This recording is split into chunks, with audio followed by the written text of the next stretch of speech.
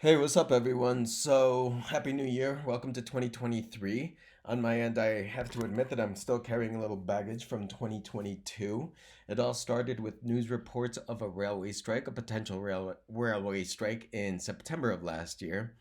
And the thing that really got to me was that $2 billion figure that kept on being tossed around, right? The media would talk about the railway strike, then they would talk about like how the sky would fall and hail and thunder and heavy rains and fire and smoke, and Satan would pop out and say, $2 billion a day, all this jazz and all these fear tactics. And, this always happens anytime there's a strike, especially an effective strike. And anytime workers demand an increase to the minimum wage, or anytime workers organize and make any kind of economic demand that the bosses or elected officials just don't want to pay for. They always come up with numbers like these. And if you pay close attention, there's always a source. All right. They always cite someone. Usually it's a think tank, some kind of economic think tank, or some kind of employers association, or a company study. There's always some kind of report to back these numbers, to back these claims. And that's what I wanted to get into today because on our podcast, I mentioned that I did go through the report that talked about the $2 billion per day figure. And my view of it is that it's just a bunch of big old numbers glued together with financial jargon. And I stand by that. And I wanted to walk you through that because this is going to happen again. There's going to be another strike. There's going to be another demand for the minimum wage increase. There's going to be another economic demand. Whatever the case may be, you will start to hear numbers like this from the corporate, the mainstream, the capitalist media again. So I wanted to walk y'all through this, just so you could see what I'm talking about, and also just to hopefully take the a little bit of the fear away, if not all the fear away, for anyone watching this, because this stuff isn't it's not hard to, go over their documents. So that's exactly what we're gonna do. And that's the point of this video. So let's go right ahead and get started. So here we are. This is a typical article that came out. This one came out with CNBC, right? $2 billion cost the economy, all that jazz. And I'm just going to walk you through this for the sake of time. I will point stuff out, but we are not reading these articles or the report together, okay? And I already read some of this beforehand, so I am going to skip ahead. Okay, so American Association of Railroads has released a report projecting that the economic impact of a nationwide railway strike could be more than $2 billion a day. Bam, there's a claim. American Association of Railroads. Okay, that's the group who published the report. Okay, so pay close attention to that. If the strike happens, the report, there's the link from the AAR's Policy and Economics team. All right, which uses historical data from the Federal Railroad Association. Note that states that a 140,000 mile network of rails across 49 states and 7 all the okay, all of that. Let's just click on the report. Let's go right there. Now, this is the report, but honestly, I am a stickler here. I want it directly. I want to make sure it's coming directly from the horse's mouth. If you notice here, the URL says CNBC. I don't even trust it like that. I never want any questions, so here we go. So the way I'm going to do it is this. I'm going to put in American Association of Railroads report strike 2 billion. That way, no one's claiming that I got it from a third party or anything like that. We're going directly to the source. We're getting it directly from the horse's mouth. Here's the Association of American Railroads. This is the organization that put out the report. Here's the press release about the report. All right. As you can see, it's dated September 8th, just like the article. Okay. This is it. And let's go ahead and click on the report. Again, I'm just going to walk you through this.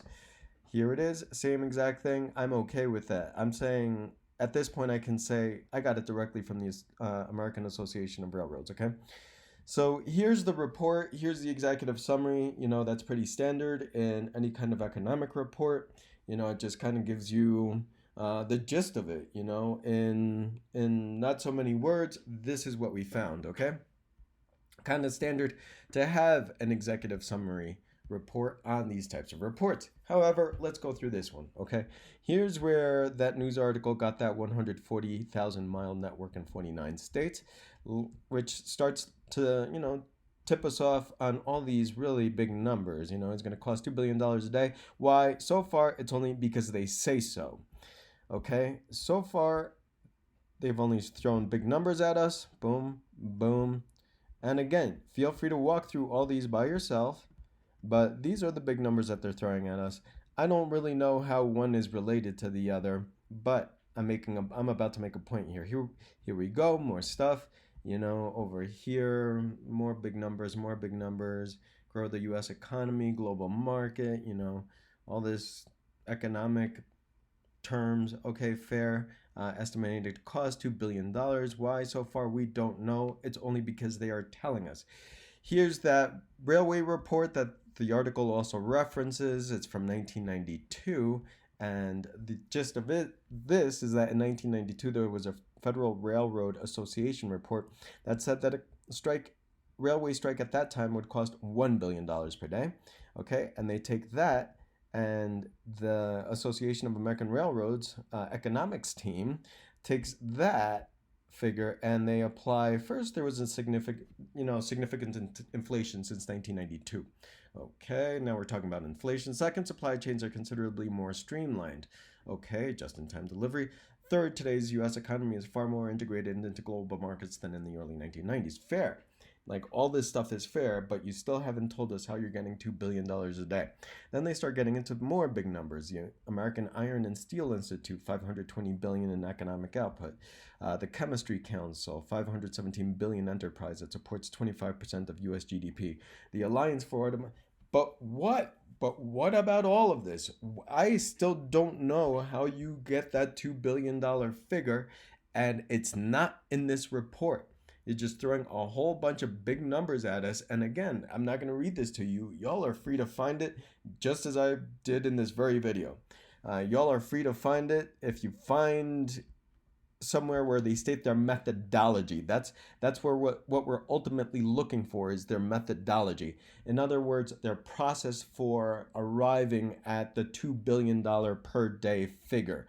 That's what we want. And exactly what does it mean? Because if you're saying that it's going to cost the economy, what the hell does that mean?